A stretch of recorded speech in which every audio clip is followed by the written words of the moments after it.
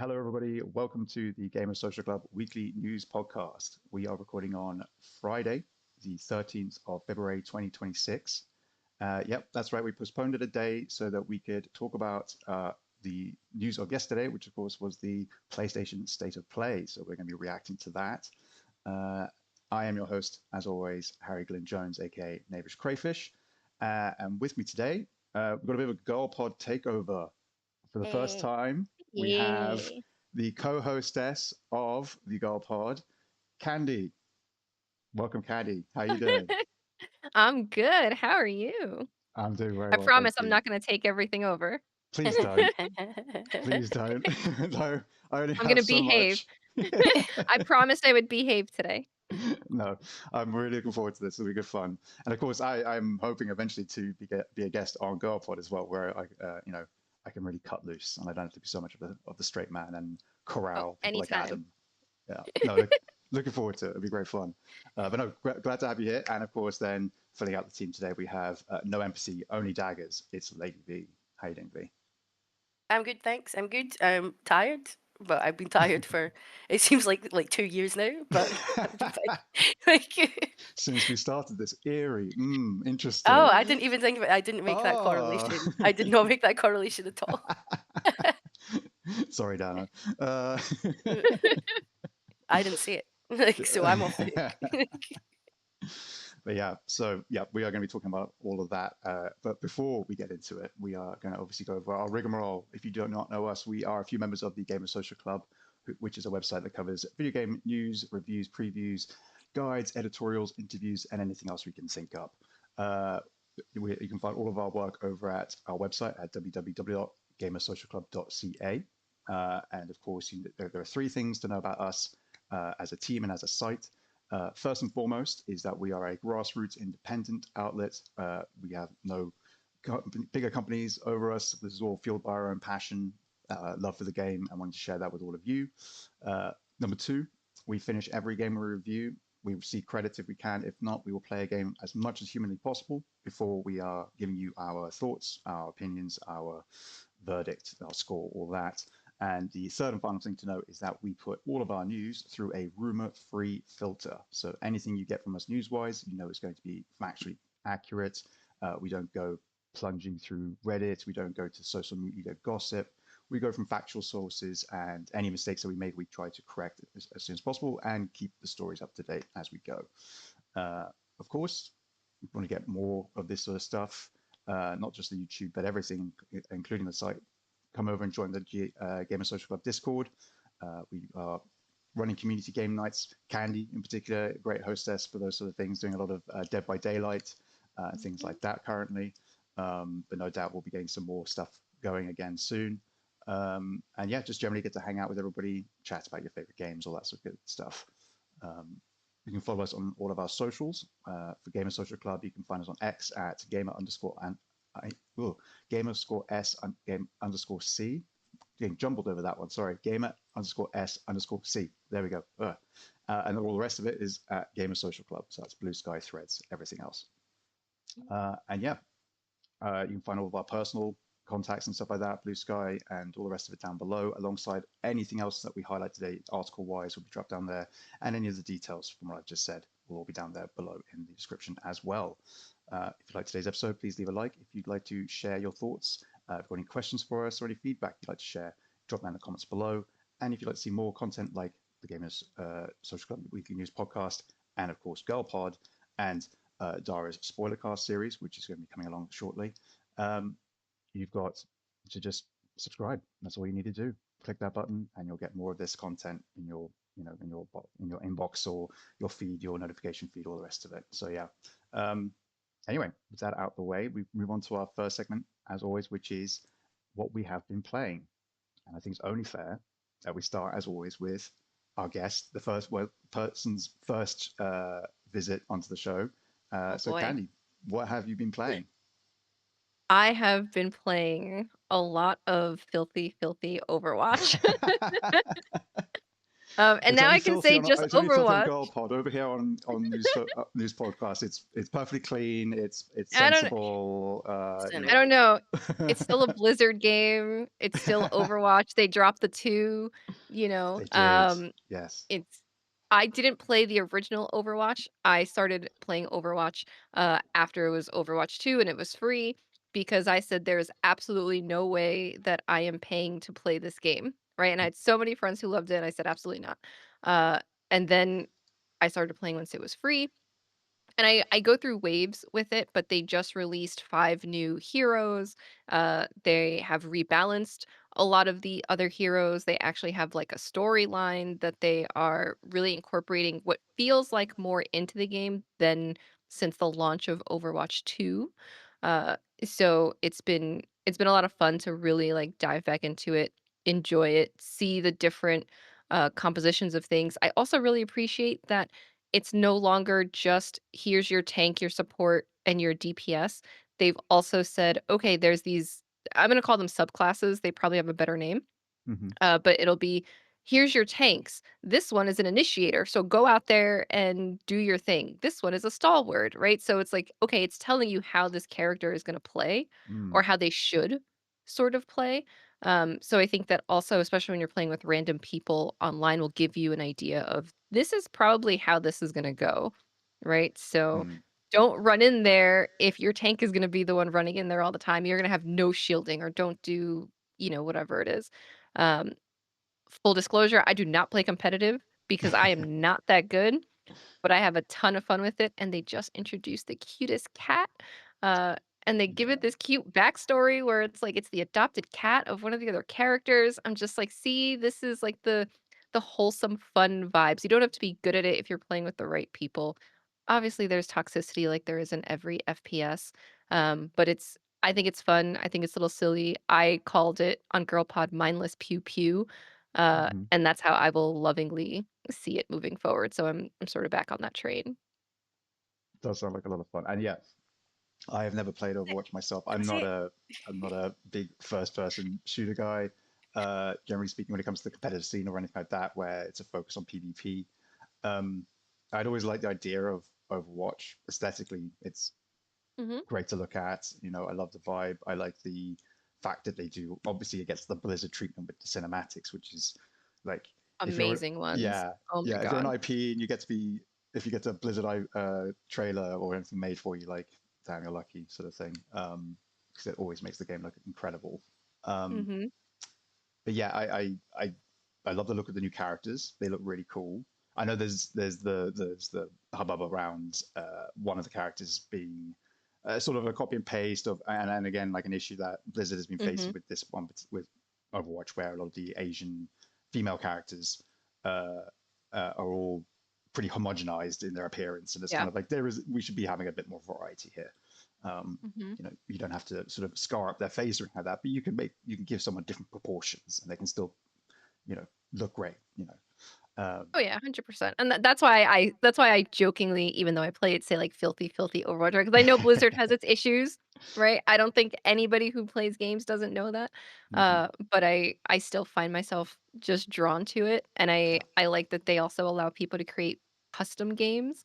So Mm. for a long time, while you couldn't play Flappy Bird, you could play Flappy Mercy within it. And I can't tell you the number of times it would just be me and a group of friends in Overwatch, but not playing Yeah. like FPS Overwatch, just playing Flappy Mercy, right? Like, and be like, who could go the longest? And so Oh. that sort of creativity within the Overwatch game system, Mm. feels like a lot of fun. People have created all different sorts of games. There's like 12 hogs, one hole, which sounds dirty. It's not, I promise. It's a specific map that has a hole in the middle, and you are trying to drop people in there. I know it sounds dirty. It's not. I saved Uh, the dirtiness for Girl Pod. wow. But all these different game modes that are just fun. Porn So B's title gonna have a great Overwatch time when we game get her mode. on it. It's not dirty. You got to go on Reddit for dirty. Yeah, yeah, you're right. We don't go there. Yeah. No, no, We don't. no. no, not a news pod. Not a news pod. Not on No, Newspod. no. Oh But my look, I got to goodness. break Harry a little bit. I feel like Yeah, mission yeah. success. Well done. The cracks already coming through. Uh, But no, save me, V. So, what have you been playing this week? Well, I've been playing a little game called Lovish, which I've been super excited for since like 2024, but it's finally out. Um, Excellent. it's a little 2D pixel platformer.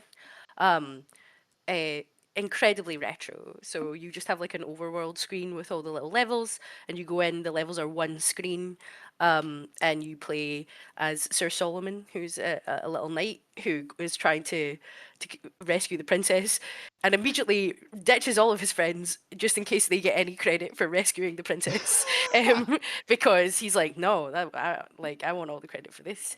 Um, but yeah, it's really really well made. Like the platforming is super tight. All the there's loads of little secrets. You can find little secret crowns and do little secret things in the levels if you do certain things. They just make me think about playing stuff on my SNES when I was a child. Um, but also between every single level there's like just little screens that come up, and some of them can be like little mini games. There's like one that looks a little bit like Vampire Survivors, but the rest of them are just like weird little jokes and things. So there's one and it's like, oh, you found a VR headset, and then you put it on and then it just cuts to the world 1-1 of Mario, and it's like, oh no, not again. Like because that's like in every single platforming game ever made. But yeah, it's super super fun. Just a tiny little studio. Um, and I would highly recommend it. I think it's like under a tenner on Steam, is it? No, it's currently like £12 on Steam, and there's hundreds of levels. Well worth your money. And if you like little retro 2D platformers, I would highly recommend it. Yeah, I've got Lavish on my wish list. Um, I think actually, yeah, I can't remember if you showed it to me V first or if we saw it on a showcase or whatever. But yeah, definitely know that you were looking forward to this one. So I was excited to hear what your thoughts were. Um, Mm. and yeah, when you finish it, let us know more because again, it's something I'm hoping to get around to soon. I've been busy, but no, be great too. Um, yeah, and yeah, for me, what have I been playing? I've been playing a bit more Tearscape on my own time, but I talked about that last time I was on. The game I have been playing and can now talk about because the review is out and the game is now out, and for that is Reanimal. And you can check out my reviews over on the site. It will also be linked down below. I loved it. I had a really great time. I was a fan of Tarsier Studios with Little Nightmares 1 and 2. Um, and as I say at the beginning of my review, I was worried, to say the least, when it was announced that they were no longer working on um, Little Nightmares after they were then, I think, bought by Embracer Group, um, and thus Supermassive were put on to make Little Nightmares 3, and Tarsier announced that they were going to make a new game that looked quite similar to Little Nightmares, and I sort of went, uh-oh, oh no, we can't get away from what we used to make. That's going to be tough. All right, let's see how this comes out. And actually, I was not only pleasantly surprised, I was sort of very surprised by what I saw and played. It still feels very, very true to the DNA of the sort of Little Nightmares series, but it really also feels like Tarsier wanting to sort of um, push themselves. It almost, to a certain degree, not to say that this was the case, but like, it definitely feels like there was a lot of like creativity that was sort of waiting for them to have the opportunity to do this, and they probably weren't going to have it if they had stayed to keep making Little Nightmares 3. I don't think, a lot of the ideas we see in Reanimal would have likely made their way into, or maybe they wouldn't have had the same mix of them and that sort of thing. And I really think that Reanimal, uh, pun intended, is very much its own beast, and it's worth your time if you're a fan of those sort of cinematic platformers, which I believe is kind of what the general terminology is for these sorts of games. Your Inside, your Limbos, Little Nightmares, Reanimal. Mhm. Um, it's fantastic. I think you'll really enjoy it. It's harrowing. It's very grim. Uh, in a way that I think Little Nightmares 1 and 2 and 3 uh, don't reach. They're creepy. They're unsettling, and they have some pretty morose and graphic stuff in them. But Reanimal pushes that a lot further, and not. I think they handle it in a way where it doesn't feel gross in a kind of disrespectful or kind of just kind of like gross out, where it's just doing it for the sake of making you feel Mm. like a kind of ugh. It's like no, there's thought behind this. So yeah, definitely About check how it out. long is it? I took about 6 hours for my playthrough. Now, admittedly, again, as I was playing it, I was also covering the game Yeah. for guides, so I've spent a lot of time with this game as well after it. But yeah, I took about 6 hours. I've seen people who finished it well closer to like 3.5, 4. You know, it's not it's not a difficult game. Neither hmm of but neither were the Little Nightmares games. They were pretty easy, generally speaking. They're creepy. Yeah. You might get jump scared a couple of times, that sort of thing. But you can finish those games in a weekend, and this I think is the Yeah. same. That's Um, why I was curious, as people are having less and less time to game, yeah, right? Knowing that you're saying that that was, it felt like some of the DNA of the Little Nightmares 1 and 2 were there, right? The hmm the length being sort of that perfect, maybe even a one long afternoon yeah, sitting, right? yeah, So that's why I was curious, did that also translate over? I think that's helpful for people who maybe can only carve out a small amount of time. absolutely, yeah, and yeah. Reanimal is one of those sorts of games that definitely, I think, fits that kind of neat time length of like, yeah, you could do this as you say, and like, you start sort of midday, you've had lunch, whatever, and you're like you and your friends or your partner, because it's got co-op as well, like Little Nightmares 3 has, and I played it single player, and the AI is Mhm. actually, I had a few issues with it, but it's kind of to be expected. There's so much you have to have, I assume, programmed in for these AI characters, Yeah. that they're going to get caught on their pathing. They're going to get caught on in geometry. It's going to happen. Unfortunately, it's a You're shame when it probably does. going to have issues with your friend or partner anyway. Oh, Exactly. 100%. You're probably going to miscommunicate. Yeah. Someone's going to flick a 100%. switch at the wrong time. It's like, no, on 3. I said on 3. Are you an Yeah. idiot? Yeah. So Yeah, yeah, at least you're not going to get into like a relationship ending argument with your yeah, PlayStation. exactly. No, Like absolutely That's not. true. Yeah, no, I don't think Reanimal's that sort of game. Thankfully, it's not. It's not another get over it or peak or not even well, yeah, peak. I don't think it's necessarily relationship ending, but it's definitely it can be a pretty stressful one. I think on occasion we've yet to I do I one don't think Really I've altogether. stressful. I've never got annoyed playing Peak. Even it's too funny. I think No, just it's It's true. watching it's funny. It cuts watching through. Candy from just like directly across a canyon, just yeet herself off a cliff to her death. It's too funny to get mad at because it's just funny to look at. Like, Embrace the chaos. Yep, embrace it. Absolutely. Right. Well, yeah, that is what we have been playing. So let's get into our single topic for today, which is talking about the state of play. PlayStation held that yesterday at our usual recording slot. We considered postponing it. We considered trying to do fun, sort of like this just in, from our correspondence over at the PlayStation State of Play and doing little bits and bobs. But ultimately, we all wanted to watch it. We all wanted to kind of take the moment to see it for what it was, but also help cover it for the site. We got a whole bunch of articles out for it, covering individual announcements, but also Candy stepped up and has done a fantastic wrap up of the whole Thank thing. you. So Thank you. that's no, absolutely. Obviously, Adam is our normally our go-to showcase man, hmm but he's currently AWOL, and thus Candy filled his shoes and has done a fantastic job with it. So yeah, please go check all that out. Again, it'll all be linked down below, as I've said. But yeah, um, general thoughts on the state of play. Let's start with there, maybe.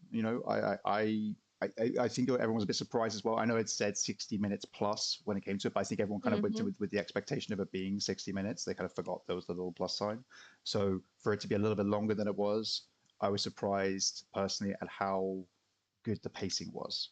I felt. I don't know if you felt the same way, but I just wanted to kind of get that hmm out. I just thought for how long it was. Normally these things they go on too long and they start to have a saggy middle somewhere. It's going to happen hmm eventually. I didn't feel it this time. I felt like there was a good metering of the announcements and things like that. What do you think, Andy? I think so too, because I think it was well cut with here are some developers speaking about things. It was also, you didn't do here's a whole bunch of the same game at one shot. So then by the time you get to something else later, you're bored because maybe that's not the genre that you Mhm. play, right? So you had here's an FPS shooter in for loop. Now we're gonna go to something shooter adjacent with Pragmata, right? But then we're gonna go to like shooter adjacent still, but more horror with Resident Evil, right? So it was like there was this sort of sequencing that made sense, and it still kept you coming back because here's Resident Evil. You could have easily done Silent Hill, and your horror fans would have been fine and walked away. But it was like, no, no, we're gonna do that later. So we're gonna keep you engaged. And even with I felt like it was 30 minutes of Konami, right? The way that they Mm. showed everything and split everything in, and it was a really good pacing to not lose anybody. Like I'm not a huge Metal Gear fan, but it was still very interesting to hear here's the what we're working on, right? We're sort of taking this out of the vault, right? And then we have this and you can upgrade this now, right? And I was like, okay, you're doing this in a way that is still interesting, even for me who's not a fan of this series, but knowing people who are intrigued, like, hey, did you hear this thing? Did you see this? Right? Like, and by the time I get through the hey, did you see this? Now there's something there for me. Yeah, Right. So it was really well paced, I thought. yeah, I agree. I think, as you said, like, yeah, we were talking last episode about the um, Nintendo Direct that it held, and Sean and I and uh, Adam, if I remember correctly. I'm Oh, was it blanking. Mark? Oh no, it was Mark, wasn't it? Was on with us. Yes, I think Mhm. Adam was still away. Um, Yeah. yeah. So Mark, Sean, and I mentioned that there was that like, anime segment where, for me in particular, like definitely like two or three of those games just started bleeding into each other. But yeah, Hmm. no issue with that this time around. Like as you say, every game felt like it stood out in its own space, whether it was because it was given a little bit more, being like the sort of narration over the top, or because it was like just well cut, well placed, punchy, different. You've seen something you maybe recognize. We're now going to put something else new. You have no idea, and it's going to have a nice stark contrast to that. You're going to remember, oh yeah, we saw Progmata, and then what was that chicken game? What was that about? Sort of thing, like that sort of energy is like really, really fun to come away from. Where you may not remember everything by name, but you can almost be like, yeah, no, no. If you mention a detail, I can be like, yeah, no, I know which one you're talking about. I can't remember where that was. The Hmm. stealthy kind of like ninja game where you're like, it's like, yeah, Yep. no, no, I know which one you're talking about now, and yeah, which is really cool. What about you, V? Do you feel everything kind of had its space, or do you feel like maybe there was too much given to, say, Konami, for example, because they did get their own little like segment? You never heard that? No, no, not at all. I think that Konami had a lot of fun stuff to show, and actually, I for one am just quite happy that Konami is back to making video games instead of just pachinko machines. It's like you got so much good IP. What do you mean we're getting new proper Castlevania? Like finally, it's Mm. happening. Hmm. Like let's go. It looks Like, great too. I really like that pixel art. Sorry to cut you off, but just damn, that pixel art looks really good. It's it very did look great. crunchy. Yeah, I Hmm. think that's for one thing. Like obviously they did the shadow drop, which I think was also very fun, of the God of War Metroidvania at the end, which there has been some controversy around whether or not it's actually a two-player co-op title. And I enjoyed the pixel art of that. It's like it's got a little bit like, especially the backgrounds, just like how the lighting and stuff is. There's like a bit of like a blasphemous vibe to me, but I thought obviously you're finishing off the showcase with the shadow drop as you should, but bold choice to come in with a 2D Metroidvania after showing off how good new Castlevania looks. I'm like, Yeah. okay, I mean, like, yeah, it's a shadow Yeah. drop, it's God of War, people are going to be excited, but new Castlevania looks banging. I'm like, oh, I'm very excited about Hmm. that. But I do love a bit Castlevania. Metroidvania is generally my go-to. But yeah, I think one of the biggest things that stuck out to me was they managed to really balance the dev commentary in a way that didn't Hmm. slow down the whole showcase. Yeah. So I Yes. really like hearing from the devs, but sometimes when it's a game I'm not interested in and then they give them like 20 minutes, I am a bit like, oh, I'm going to go off and do something else. Like, very hypercritical most summer showcases because, and I get it, it's like one of the biggest game in the world, one of the biggest game in the world, Hmm. but do we need 20 minutes for Call of Duty every year? Have they done that much to it? Probably fucking not. Like but Yeah. like the Xbox Activision showcase every summer has like, here's what's new in Call of Duty. It's Mhm. nothing, but we're going to tell you Mhm. it as if it is. And it just grinds things down to a halt. Whereas here, they had some little snippets of devs talking, but it was over the top of a trailer and they were giving you a little Mhm. bit of more information. Like, I have absolutely no interest in that four loop game whatsoever. But it didn't make me not interested in watching the rest of the showcase because they were spending Mhm. too much time on it. I was just like, eh, like Yeah. this Yeah. kind of looks a bit mid to me. Yeah. It's not my type of game for one thing, Right. and two, I'm a bit like another one of these. But you know, the guy was obviously the guy who was talking about it. The dev was very excited, and if it is your type of game, I'm sure that little bit of insight about how some of the mechanics and stuff work were fun. Mhm. But it didn't last very long. But you still got some of the detail from the devs, and I like that.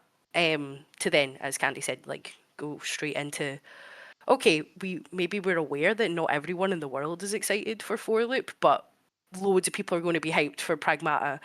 And if you're not hyped Mhm. for Pragmata, everyone likes seeing Leon Scott Kennedy on on their TV screens. Like, come Mhm. on! Like, although we Exactly. did say a little bit in the Discord chat, um, if there's anything that we don't know that happens in Resident Evil Requiem, I'll be fucking Yes. shocked. Like, Yes. because they've showed off 100%. the entire game by this I, point. I think Like, we've reached the what we've got to come up with a term for it. But it's the, like the death loop. Kind of yeah, it's the Mm. ceiling.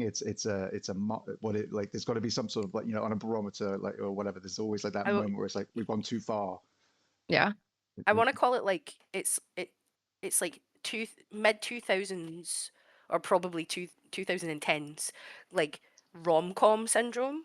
Mm. It's like Yeah, when with the the whole thing's trailer given for a away. romantic comedy Mhm. tells you the entire plot of the movie, Yeah, Yeah. like within a 30 or 45-second segment. It's just like, Mhm. oh no, like they're dying. Oh, will they ever find love again? Oh, they have. Ah, like, it's yeah, that. Mhm. But they keep doing it for games, and instead of just doing it in one trailer, they're like, oh, did you miss this last time? Because we're gonna, Mhm. in case you missed it, here's what the game is about again with extra bits that you I say probably don't want to know. Like, it's not even yeah. in case you missed it. It's literally like, "Hey, I know you probably watched the last 3 trailers because 'cause you're really excited for this game. mm, Now let me show you even more in this new trailer." And it's like, "Okay, but how much are you gonna show? Like, let us be a little surprised." And by us, I Mm. mean people like Mark because I'm not gonna play Resident Evil because 'cause I'll cry like a baby, right? no, I'm But, gonna watch like someone else play it so I can look at Leon Kennedy right, I'm gonna watch specifically. someone else play, Like, right? But I'm just like, I feel like I'm seeing so much that maybe I don't even need to watch somebody else play because you've mhm, given so much. I mean, maybe we will be pleasantly surprised, and maybe there is more that they haven't shown, right? But at this point, it just feels like, what haven't you shown? Or else this game is 60, 70 hours to have content that you haven't shown because you've shown us so much already, right? So Yeah, that's that was like the one thing with and it's not even a PlayStation decision at that point, right? That is much more Capcom like continuing to put out these trailers. And I'm like, people are going to buy the game. yeah, You Capcom are like, are you like excited about Resident Evil 9 yet? And it's like, We've been oh excited. It's yeah, fine. of course.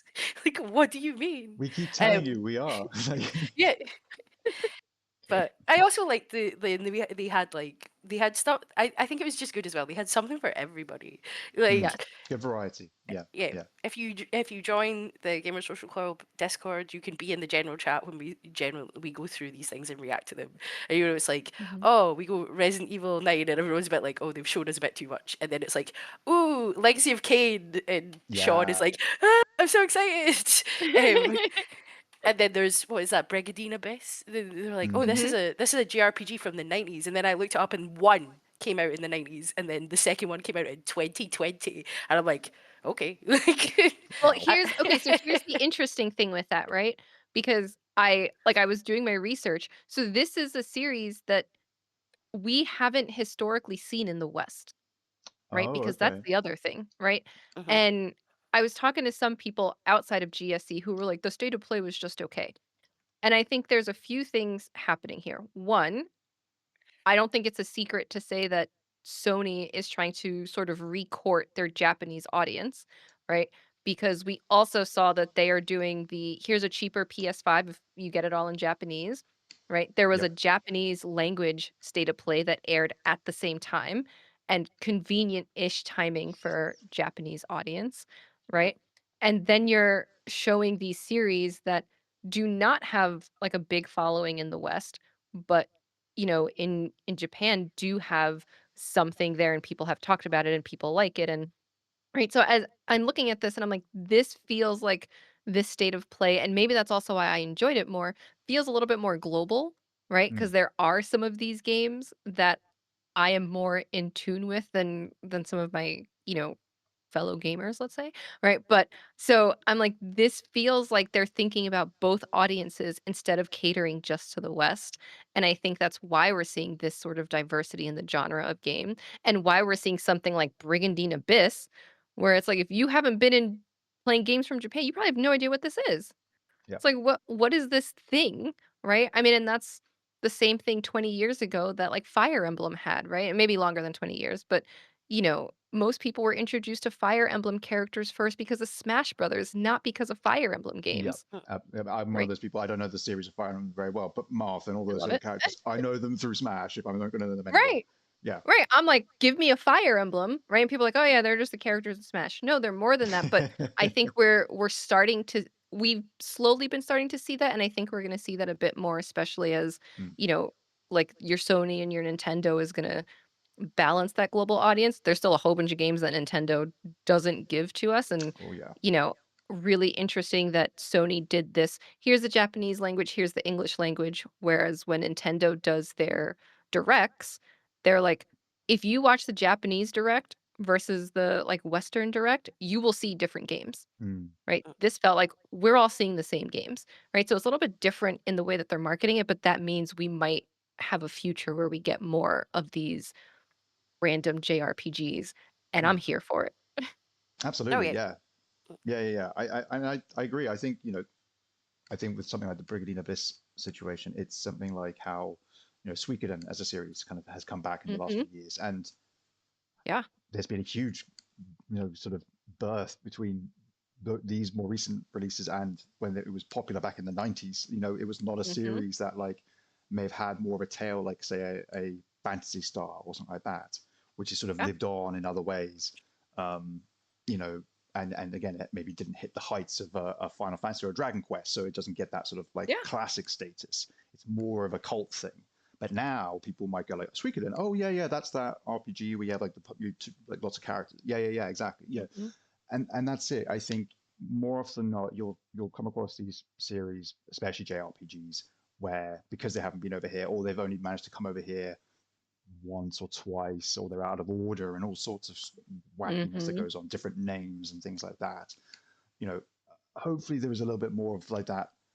We're all going to get the same thing, unless we can all enjoy it together. And that this Yep. audience, it always makes me think of Kojima reacting to the like Western audience and him being like, oh, they won't like Death Stranding because it doesn't have guns, basically, and that sort of thing. Like really dumbing it down there. Like I'm really dumbing down what he said, but that's essentially what he was getting at. Was like, it's not a game about violence, so the Western audience are not going to dig it. Mhm. And yeah, Yeah.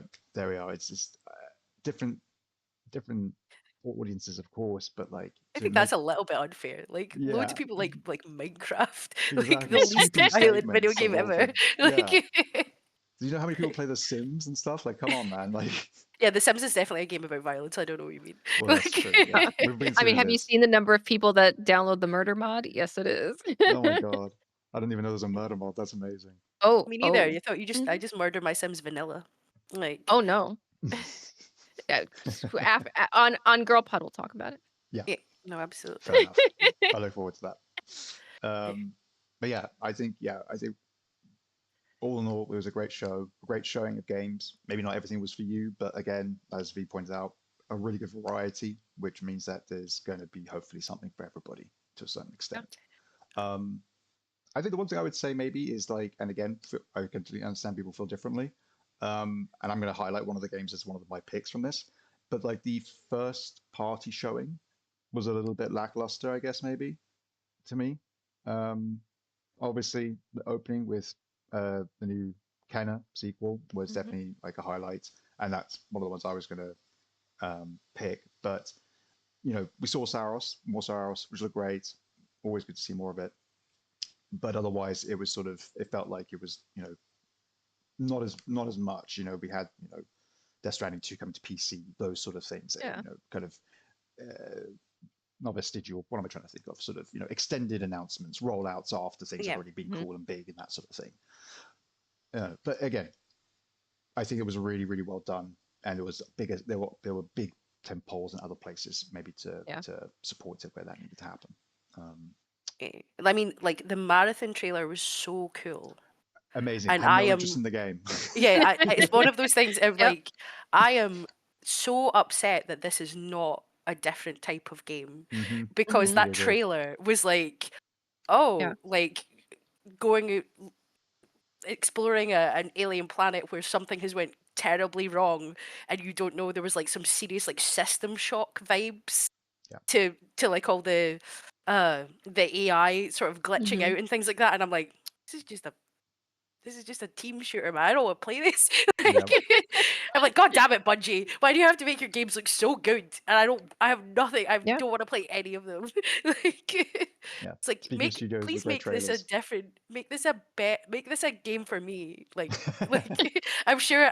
it'll be very good. And the same way, lots of people really enjoy Destiny. Obviously, I'm a Yeah. massive Halo fan. Like, I know how good the gunplay is going to be because they mastered it like fucking 20 years ago. But I was looking at the marathon trailer and I was like, this looks so good and I don't Hmm. care and I'm so upset. I'm in that same boat, honestly. Yeah, amazing trailer. Like I said, like Blizzard and Bungie, you know, setting the Mm, standard in that respect. It's incredible. Hmm. Yeah, Marathon looks super cool, and I don't care about playing it, unfortunately. mm, Same. Um, oh. yeah, It's not my type of game, but looks great. yeah. I wish it luck. Enjoy it. Wanted to do amazing. Want every game to do amazing, but Yeah. Enjoy it. It's got a preview weekend coming up. hmm Then Okay. you can What slam the did he call it? servers. Service slam. Yeah. Service slam. Yeah. It's basically like, can you help us make sure our servers will work? yeah, Which is fair. Which is And if they absolutely don't fair. work, you can't get mad because it's a preview. yeah, Okay. exactly. If they don't work, we should be really looking at what we're doing because we've been making games that use servers for many moons. Like, You'd think we would know this by now. Yeah, yeah. yeah. We'll see. Because that again is that a March release? They moved Saros because of it, didn't they? March 5th March 5th. Hmm. Yeah, for, yeah. yeah. And Saros is now coming out in April. Um, but yeah, right. Anyway, let's get into some of our actual picks then, some of our highlights, shall we? Um, I've already mentioned one of mine, which is the Kenna sequel, Kenna Scars of Cosmora. Um, I really liked the first Kenna game. Um, it's one of those that I feel like it was a really cool surprise and a brilliant way to open the show Hmm. because Kenna the first one was a great game, but it was also the sort of game that it never felt like it was a guarantee that we'd see a sequel. Um, Yeah. Mm. it's the sort of one where like absolutely the studio I believe said like, oh, we have plans to do more and things like that around the time of the release and everything like that. So it was always a case of like, if we were to make another game, it would be a sequel to our first game. But it was more that it never felt like we were hearing Kenna's smashing sales figures. Kenna's hit this sales milestone. Kenna's getting a TV series. Kenna's getting action figures. Like there was no lunchboxes being made for this game, sort of thing. It was never that feeling. It was never getting the Horizon treatment. It was never getting Yeah. Death Stranding's treatment. It was that indie little darling, but a little step up. It got the PlayStation kind of prestige kind of indie treatment, the same way they give it to things like Stray and stuff like that before. Mm. Or after. Um, but yeah, seeing Scars of Cosmora looks really cool. Obviously, they look like they're going more sort of open world. You've got these elemental spirit companions alongside you now that you are sort of working cohesively with in combat. We could get to see one of them in the trailer, which is really cool when you're like riding it as a mount and it's helping you in combat and all these sorts of things. Beautiful. Again, Ember Lab, the studio, originally all I believe worked in like animation. I think they all worked in I think it this. was they got like Pixar Yeah, I think veterans they or were all something. like big time. They do, yeah.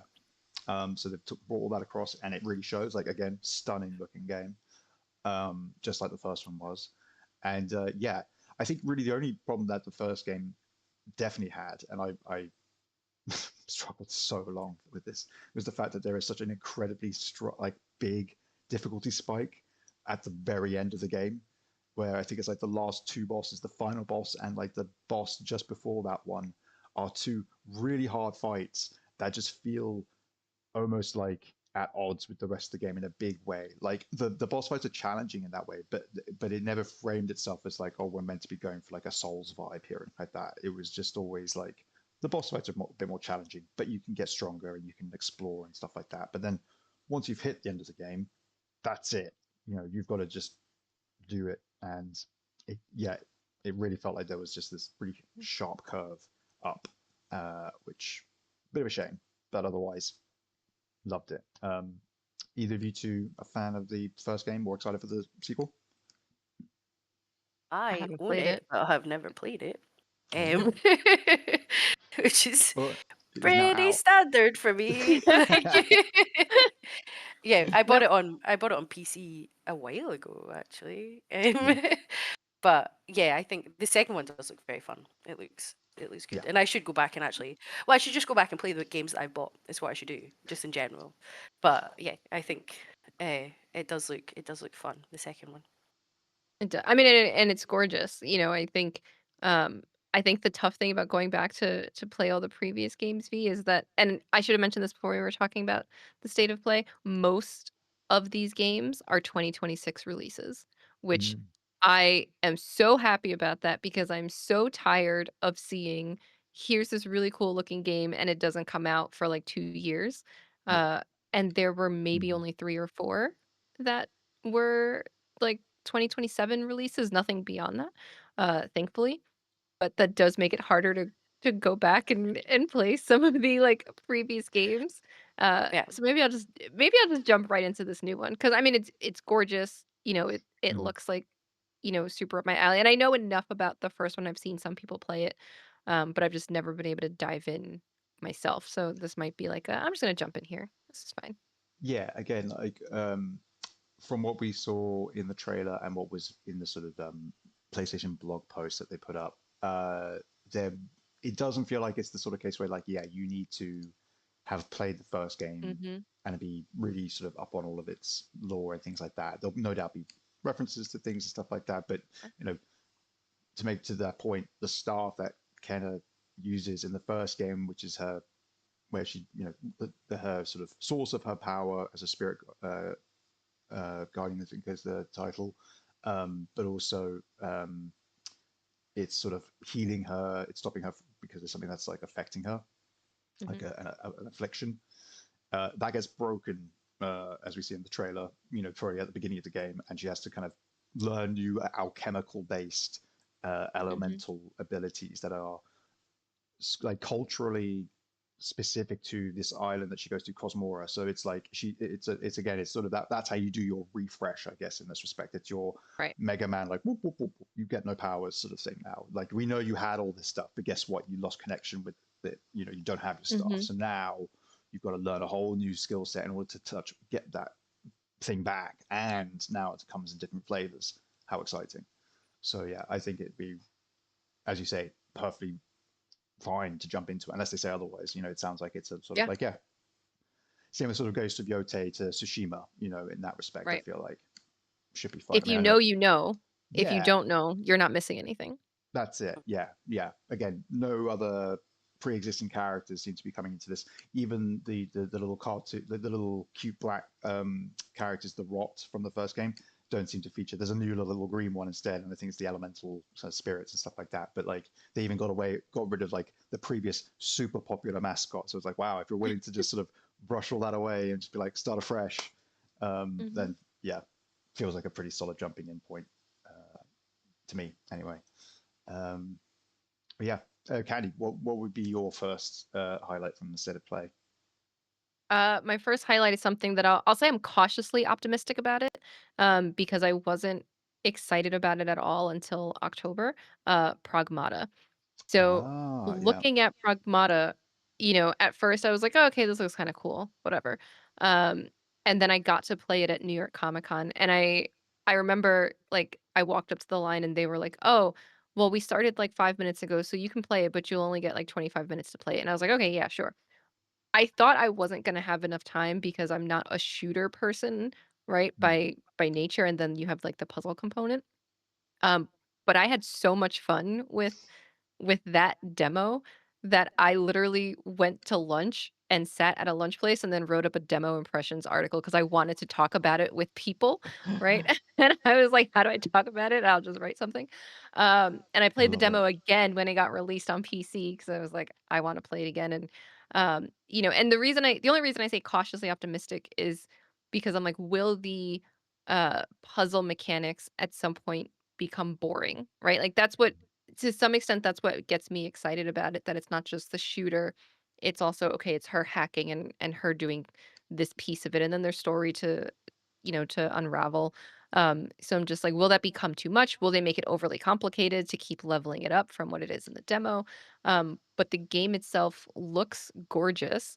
In the trailer, we see a little bit more of the story and the settings, including like an abandoned Times Square in New York. And I was like, this is a place that I kind of frequent for better or worse. So to see it in this way, I felt like more immersed in what's happening and trying to figure out what's going on in the world. And we see the connection between the two of them as he's talking to her and opening up. So I'm like, okay, so there's story, there's character attachment, there's the puzzle aspect. Like it's hitting so many dots for me. And I'm like, okay, check, check, check.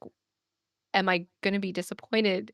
Or Mm, is this gonna be like, this is my game of the year, 10 out of 10, and it's a new IP for Capcom to, yeah. after how many years of not releasing anything new.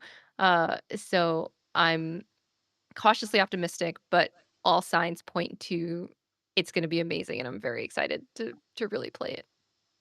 Yeah, it looks really cool. And yeah, I need to get around to the demo because I think it's now out on all To be on platforms. everything. Yeah. Mhm. So yeah, definitely to get around to that, but it does look super cool. And yeah, we've seen about the right amount of it leading up to its release, it feels like too. We've seen it a fair bit, but that's because of it being delayed and stuff like that, obviously. Mhm.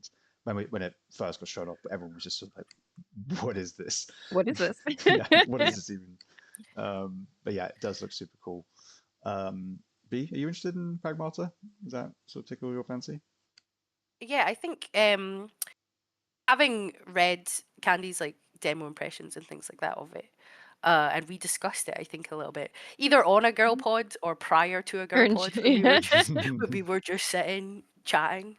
But yeah, I'm really interested in the sort of the dual gameplay bit of it. There's a little bit of it, and I know it isn't actually that similar at all. That like just really makes me think of Nier Automata, where Mhm. you have those two very distinct gameplay styles like put together, and I'm like, oh, I like it. Yeah. I like it when games do stuff like that. So I'll definitely, hopefully, be able to look at the demo before it comes out. But again, there's like 40,000 games, and most of them are Mhm. in my Steam library. So I should play some of the ones that I already own.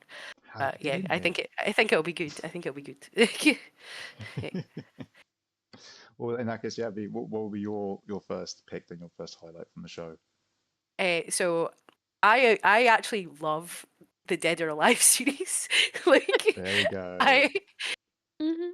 I am terrible at fighting games, but there's a few fighting games that I'm just like, I'll play this, absolutely. The Yeah. first one being like Killer Instinct. I don't know why, I just really enjoy it. Yeah. But I played Dead or Alive 4, I believe, which was like a launch title for the Xbox 360. And I was like, this is so good. Like, this is so much fun. And I don't know if it's just because I didn't have a lot of games when the Xbox 360 first came out, because one, there wasn't a lot of them, and two, um, it was before I had money to just buy all the games I want whenever I want them. But yeah, the Even if fact we that don't have time to play them. Yeah, yeah. yeah, I like to Or forget support the you bought them. devs. Like that's a bigger problem. The bigger problem is I forget that I have bought them. But no one can ever come at me and say I don't support the devs, because my Steam library and the big pile of PlayStation boxed copies and everything on my Xbox just will will tell you otherwise. Like, um, but I'm really so. But I have not played Dead or Alive 6. So it came out in 2019, I think. So I'm very excited that they're doing a sort of remastered version of it for the 30th anniversary with a new DLC, with all the fun new costumes. Because some of the best thing about Dead or Alive is the fact that all the characters look great and all the costumes are ridiculous, and everyone just looks ridiculous all the time, especially the women, which you can probably see from the thumbnail of the trailer for the new Dead or Alive project, Yes.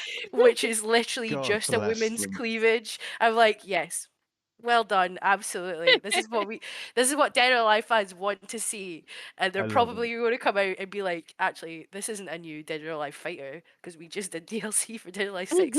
This, get ready for new Dead or Alive beach volleyball. Let's go. Let's go. And I'll be absolutely here for that. But no, I think and again, like, I'm not a fighting game expert, so I wouldn't be able to tell you like how accessible or anything like that Dead or Alive actually is as a fighting game. But I think the series is great. I think all the characters play very differently from each other. And it's just a really fun time. So yeah, I'm really excited to pick up Dead or Alive 6 last round. So I can try and learn all the moves again. I hope they've kept the training mode that they had in Dead or Alive 4, where you could go through the entire moveset of every character, and it would only move on to the next move if you executed that one correctly. So you had to learn all the moves, and I was like, oh, this is a really good way to do it, rather than being like, I don't know if I'm doing this right. I'm just gonna move on to the next one. So yeah, I'm excited. It'll be good fun. Yeah. Definitely had a great few years playing Dead or Alive 2 on the PS2. I think it was a launch title. Mm. Came out a formative time in my life. Um, yeah, brilliant series. Lasting impression. Dead or Alive 4 had an option where you could input your age. That was in 2 as well. 2 had that. Eh, I think 2 was the first one to do that, and it changed. Yeah, Mm. it affected the jiggle physics. yeah, so you could set it up to like 99 Yeah. for some reason. Oh my god. You Yes, mean because a you mean you kept 99-year-old it was at playing Dead or 99 Alive. because there's no other reason Yeah. to go anywhere else. Yeah, a 99-year-old would definitely be playing Dead or Alive. Absolutely. I mean, they might be. Or I was bad at it when I was like 16. I'm probably even worse at it at 35. But you don't know, like, maybe if you're well practiced, you might be 99 playing Dead or Alive. But yeah, I think they're just really good, fun games. Like, they're well made fighting games, and they're just a bit of fun. And I love a game that's just a bit of fun. Like, They are like the quintessential Guna game. They're like the OG Guna game, and that's what's so good about them is because they are great fighting games, and so you can't just point to them and be like, "Oh, that's just smart. You've just made a porn game." It's like, no, our game's too good. You can't call it that. It gets good reviews. Yes. It's an established fighting game series. It's at competitions. They do tournaments on this. People get trophies. Like you have to take it seriously. 100%. Look at the boobs. it's also an equal opportunities Gunner game because Yeah, all the men are exactly. also hot. Mhm. Like, Yeah. all you can, and I know Midriffs on obviously, show, like, yeah, everything. Yeah. but you cannot tell me that you don't find Ryu Hayabusa sexy. I'm sorry, if you do, you're a liar. Like, like, all the men are hot, all the ladies are hot. It's just a fun time, It's a and I great time. think I'm very excited. There's another one that I'll call out later, but I'm very excited for games that are coming out that just look a bit like mid-2000s fun, and I'm like, yeah, I'm up for it. Oh, I think I know which one Absolutely. you're going to pick. In that case. Well, I have an idea at least of which one that is. 'Cause there's one or two I think that kind of capture that energy from the I show. have that. Yeah. I'm going to go with my next one, which I think everybody will know what that is, which is we saw more Control Resonant. So of course, I made embarrassing noises, thankfully, to myself here at my laptop as I frothed at the mouth, because that game looks fantastic. They've done 2 trailers now for that game, both of which have been excellent, and certainly don't fall into that rom-com category of giving away too much. No, I have no fucking idea what's going on. Yeah, I'm just like No. smiling wider and wider each time, being like, "What the fuck? What is this?" But yeah, I again loved seeing that, and again they had I think it was the game director, if I remember correctly, speaking at the top of it. giving the sort of The creative director, yeah. thank you, the creative director, speaking over the top, and did an excellent job of explaining like what was going on. Obviously, like talking about how at this point in the game is early on, you've unlocked a particular ability which allows you to move in these gravitational anomalies and basically start walking on a different surface. So what was once a wall becomes the floor, and the perspective shifts and the gravity all shifts and stuff like that. And thus the move is called Shift. And so you're getting all these different abilities. Reach is another one, which again I can't remember if he expressly says in the trailer, but I believe it will be the one where you see the character Dylan often sort of floating in the air, going between areas, and there's like a pretty large pit below him. Like he'll die if he falls, and before that happens, it looks like he sort of looks to the land, the piece of the terrain he wants to go to, and a reticule shows up, and you sort of over to it. Not you don't teleport, you sort of just dash, but quite a distance to it, like you've pulled yourself to like a hook shot. And I would imagine that's going to be what the reach ability would be, which would be kind of cool when it comes to traversal in this sort of messed up Manhattan, which is pretty cool as well. Like getting to see more of that, and it's sort of Inception, Escher-esque kind of folding in on itself environment. And then we get to see a lot of the combat, very visceral, very kind of spectacle fighter. Really cool to see that like the weapons and things like that don't appear to be. I mean, I could be wrong here. I really hope to. I'm going to try and reach out to them and see if I can talk to them just about the combat, because there's enough to talk about between the original game and this, and the differences and how they got here, but also just kind of hopefully pick their brains about it, because we know that the weapon, the aberrant, changes like the Cerberus weapon did in the first game, which was a gun and thus had different types of firearms. This is a melee weapon, so different types of melee weapons, swords, hammers, spears, all this sort of stuff. But they seem to happen very fluidly through combos. So it's not like in Control where you're picking two to kind of have equipped and you can switch between the two. It looks much more like you're mashing your attack button and Dylan is organically switching from slashing with swords into a hammer slam or whatever, because you're choosing the right combo inputs, it seems, maybe to pull out particular moves, which will then unlock as you get new weapons and things like that. Hopefully, however they structure it. But yeah, really, really excited to kind of dig into all of that there. And then finishing on the shot of one of the resonants, which are these bosses in the game, and the fight having some pretty cool looking bordering on, we didn't see a parry or anything like that, but some quick dashes at the right sort of times, giving it that sort of like again, that kind of character action game Souls like vibe of like intense close quarters combat, which you want with bosses. Yeah, just give me it as soon as they can, please. Remedy, like desperate for this. It is my most anticipated game by far. Love Control, so yeah, all I want for 2026 is Control Resonant. I'll be happy, man. I mean, yeah, it says 2026, so it'll fingers get there before the year is out. Fingers crossed. I really hope so. I do. For them, if anything, not just because I get it sooner, but because I know, unfortunately, they have not been having an easy time of things over there at Remedy. So I'm really hoping that something like Control Resonant doing incredibly well is enough that not only can they continue, but they don't have to then go through a round of layoffs and da da da da da. Right. And I just I would like for Remedy in some way to try and have that cushioning that other studios like Double Fine do. I feel like they're a studio that kind of you almost want to try and just treat as like a sort of there's a cultural heritage thing with the studio. Like let's keep them around because they've done some stuff which is really important to video games. Max Payne, to even start there, and then you talk about Alan Wake and then Control. I think it'd be worth us holding on to them for as long as we can. But anyway, enough about me gushing over Resonant. Candy, what game would you like to gush over next? I don't know that there's fully enough to gush over this one, right? But I am really, really intrigued by this John Wick game, right?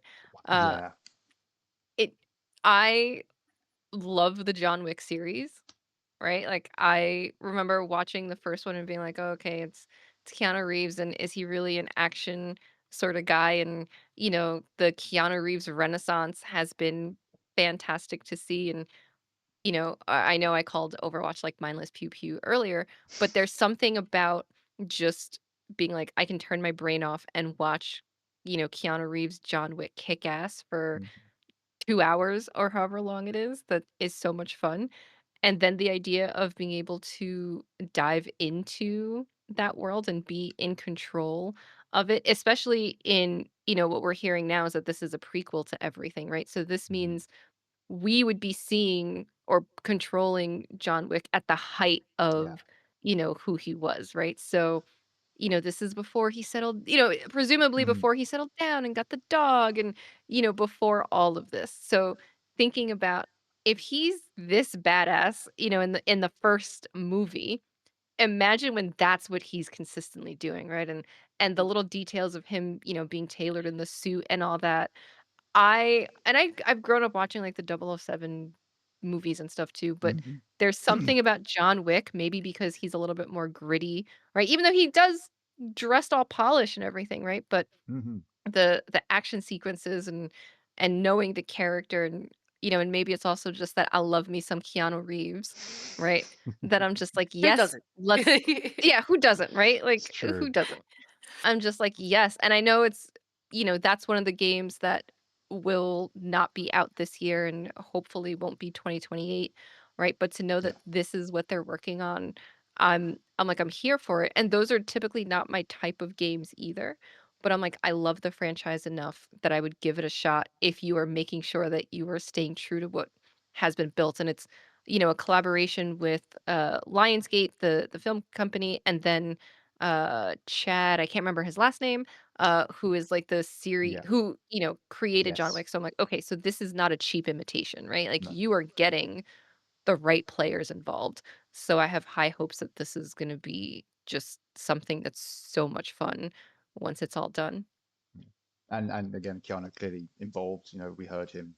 At the very end with just Mhm. his yeah. Yeah. Uh, so but we know he's there. We got him. Uh, which is great fun. Um, I love it. He's somewhat become sort of video games. Well, I guess it's between him and Henry Cavill. I guess is sort of who is the video game poster boy. Uh, in that respect. I think that's probably Henry Cavill, despite the fact I don't think he's actually been in any games thus far. No. Is he the video game or is he more the tabletop one? Because his whole Warhammer thing, right? So I Yeah. think Keanu might be the poster boy for video games, especially since you can actually see him in video games. And Yeah, Mm, I know. Henry I Cavill is like, I think I think he's very close second. I interesting think point. Keanu Reeves for me is just like the poster boy for everyone wants to be his friend. Like he's just like the best Yeah. guy. Like it's like because when I think of Keanu Reeves, I don't necessarily think about video games. It's like obviously you've got the Mm. cyberpunk thing and stuff like that, but it's like Mhm. it's more just the fact it's just like damn, what a guy. Like just what a wee guy. Like I love that guy. Like It's Yep. true. like Hard not to love. It's very true. rather than like oh wow, I wonder what video game Keanu Reeves is going to be in next. Because realistically, it's only really been like Cyberpunk and now John Wick. He's not And now John Wick. like Mhm. Mm. yeah, and obviously that's based on the film. So I don't know. Mhm. I Well, mean, I hope. guess technically there have been Matrix games and Neo was in them, so Mhm. Yeah, technically. yeah. Mm, And he's been the voice that's of it. Shadow the Hedgehog in the film. So if he Yeah, but appears in in the the next game, film, yeah. But if he comes out in another game, Mhm. who are they maybe. going to But get to voice him?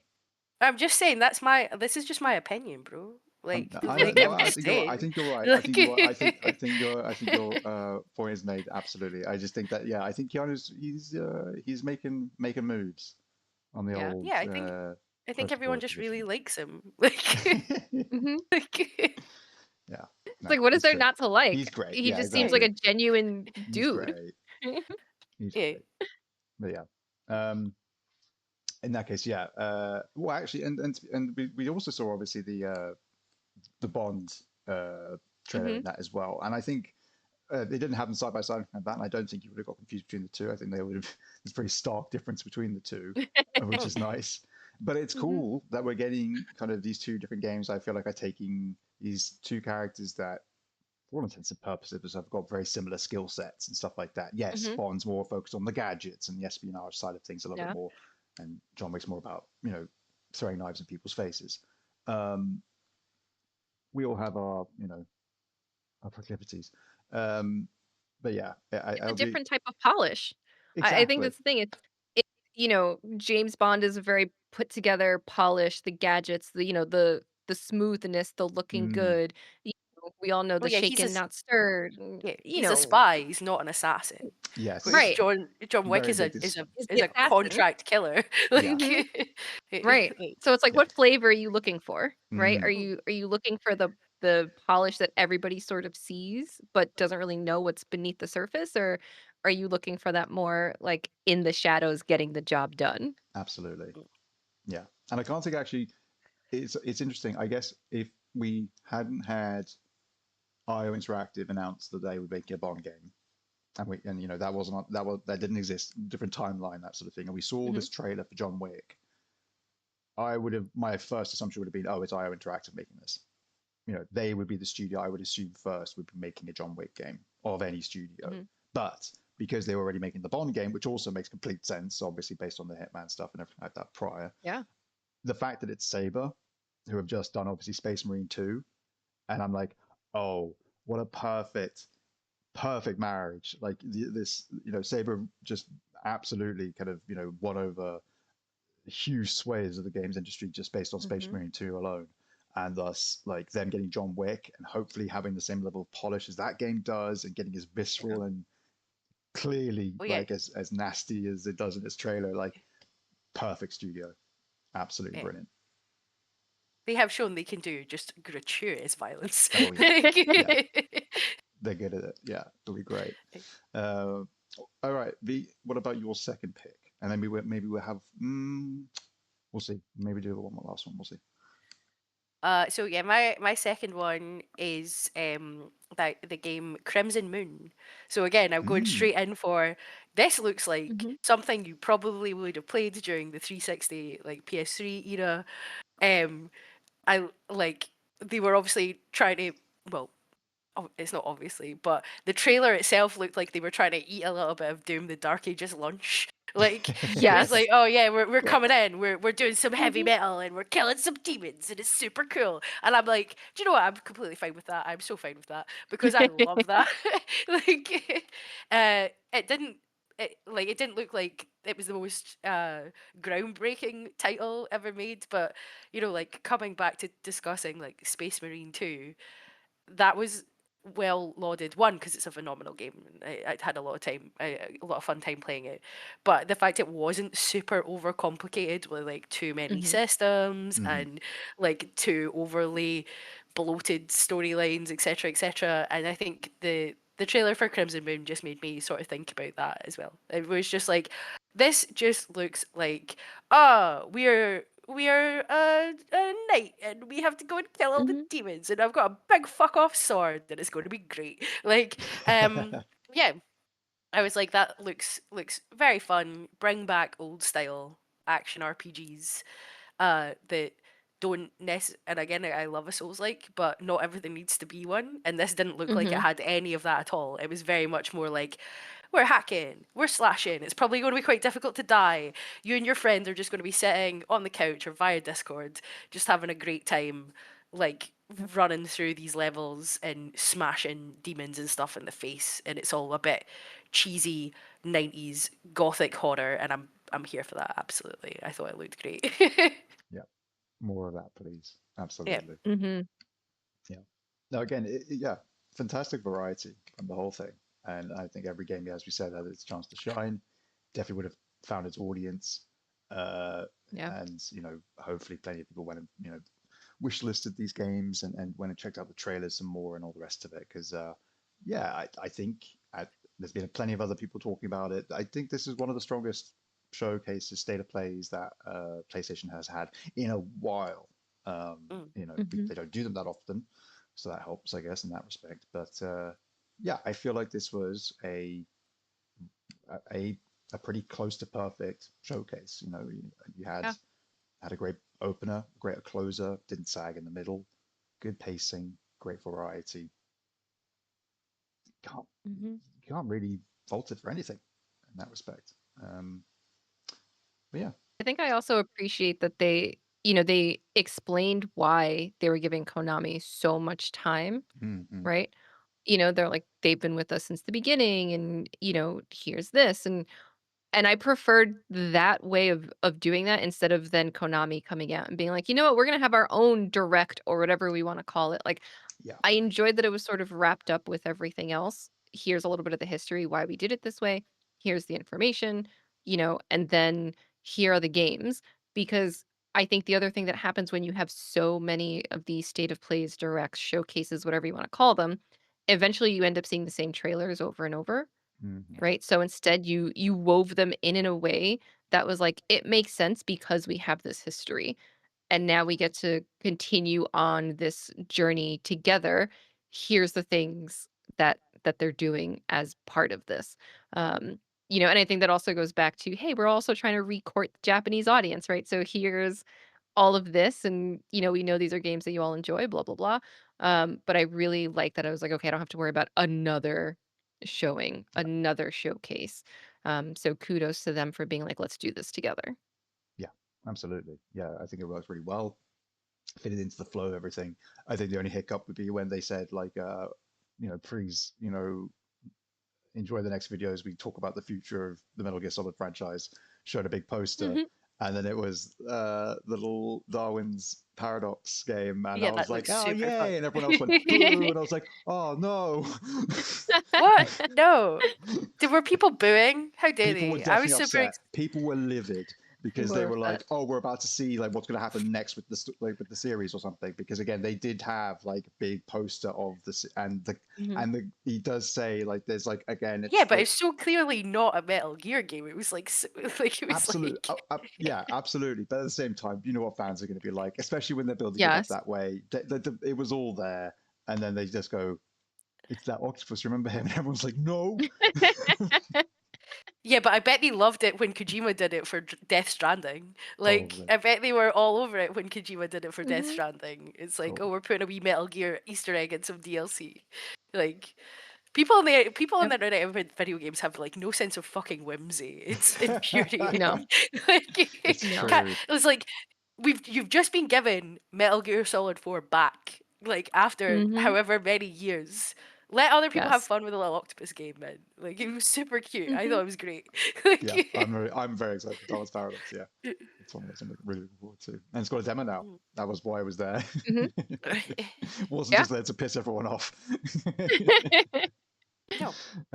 But yeah, no, looking forward to that. And actually, unless anybody else has anything to say, I think that leads us quite neatly into our closing segment, which is what we are looking forward to, which for me is Darwin's Paradox, because I will definitely be going to try out the demo.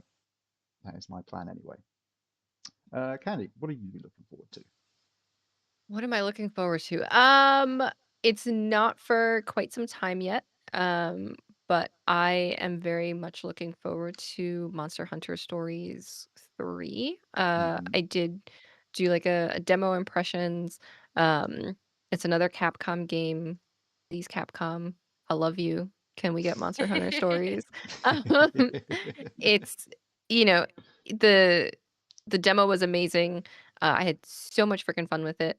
Um, and I know that that's going to be another one of those games that's easily going to take somewhere between 40 to 60 hours of my life. Um, so I'm looking forward to giving it all of that, which is also I think why I'm like I'm not touching anything else sort of before that. So I'm like, let me get some things off my previous playlist. Let this Overwatch bug run its course, and then I Hmm. can dedicate all my time to that game. Yeah, good plan. I like that. Maybe. What are you looking forward to? I'm not looking forward to playing Overwatch, even though Candy's bullied me into it. Candy and the That's rest of the right. internet have bullied me into it. I'm not looking forward to that. What I That's am right, looking forward everybody. to. Thanks, GoPod's previous everyone. GoPod's previous episode had it so that if the episode got 15 likes, that our very own Lady V would have to play Overwatch. And you all came out in support of a great cause. And Yep, absolutely great cause. And you all forget I have a knife at my desk. Like, stop You use it to eat it. olives. It's fine. It's your I could olive use eating it. knife. I could use it for other things. Um, I'm looking forward to a game that's coming out at the start of March called Homura Hime, which is a 3D action like hack and slash game. Very very anime, but has like lots of bullet hell elements in it. And it just looks really really good fun. So you play as a cute little anime lady who's trying to fight against archdemons that have like destroyed the world that she lives in. And it just looks the combat looks super satisfying. The animation looks super fun. Uh, and yeah, I do like a bit of a sort of hack and slash spectacle fighter. And the combat in this one looks really interesting because it does implement those bullet hell elements. So it's like, okay, we're going to do a bit of top down for this bit, and you're going to have to get around all of these random colored energy spheres to get back into the boss, and then start smacking them in the face. So I'm very excited for that. I think it had a demo at Steam Next Fest last year. Mm. I unfortunately didn't get a chance to play, but there's some fun platforming sections and stuff in it as well. It looks great. very cool. Right. And what are you looking forward to? Oh, well, Darwin's Paradox. That's Mm. the one I'm looking forward to. I'm going to jump on that That's demo. it? That Just that one? well, I mean, like, there's other We stuff I'm. talked about it before we got into like the what do we play. So like I mean, I am also looking forward. There is a game which I have to review for embargo, which I'm very much looking forward to getting onto, which I can't talk about, of course. But if I'm not talking about that, oh gosh, what else am I looking forward to? Um, oh, again, I want to get back to Lovish. Again, but I want to hear more from V. I want to get the full sort of Mhm. review, whether or not we get a one on the site or if it's just a quick rundown of what For she us, thinks. yeah. Yeah. But otherwise, nothing else is jumping out at me, you know. There's a lot of demos I want to get to. That's the thing. Like now is the time we are bringing the demo disc back at the beginning of March. So if any, I'll use this as a segue to talk about that. So I will be getting back into playing a bunch of demos. Um, in fact, why not? Why don't I try as best as I can? One, I will give you a sneaky peek, people. One of them that is going to appear on this issue for March is a game called Horripilant. It is a sort of horror. It looks like a sort of horror dungeon crawler. Really interesting looking aesthetic. Going to PC. At the time of the release of the issue, it will be out. It's not currently out right now, but it will be. But there is a demo right now, and that is going to be featuring on the demo disc. So I'm going to be going to play that alongside a bunch of other demos that will feature. So yeah, that is what I am looking forward to. I'm looking forward to the demo disc coming back. Yeah. But yeah, there we are. That has been another episode, a successful episode of the Gamer Social Club Weekly News Podcast. Thank you so much to the two of you for joining me today. Thank you especially to Candy for obviously joining us for your first episode. It's been great fun. I hope Thanks you for enjoyed having it. me. Yeah, it's been great, brilliant. And we'll try and do this more, get more people on. It's nice having, as I said, the core team because it makes it easy for time, but it's better to have different voices and have us all on. It's nice to hang out. Um, but yeah, otherwise, again, if you enjoyed today's video episode, please drop a like. If you have any thoughts or any questions for us, drop them in the comment section below. And yeah, if you'd like to get more content like this, consider subscribing. Again, links in the description for all of the things we mentioned today, all the articles we've covered. We've got a bunch of reviews. My Reanimal review has gone up, as I said. We've also got, quickly now, over to the review section. Chrysol, the Theatre of Idols review has just gone up. High on Life 2 review. Disciples Domination review. And Clue Murder by Death review are all up new for you to check out. Alongside, as I said, a slew of guides for Reanimal and other games as well. Chrysol's got a bunch as well. Mark has been working really hard on those. Yeah, loads and loads of stuff to go check out over there. So please go and check out the site. We've been working really hard. We are now on Metacritic, if you didn't hear that from last episode. So yeah, we are getting a lot more communication and contact with developers and publishers, and we're getting pretty busy. So Yep. you'll be seeing that no doubt happen in real time, which aren't you all lucky? I But yeah. will slowly get tireder and tireder until I just fall asleep on any of the podcasts that we do. That's what's going to happen. So yeah, got all that to look forward to. 2026, everyone. It's going to be our year. Oh, yeah. All righty. Well, thank you two again for joining me, and thank you all at home or wherever you are for watching or listening. Be good to yourselves. Thank you. Be good to each other. Play some great games, and we will see you next time. Bye bye. Bye. Bye.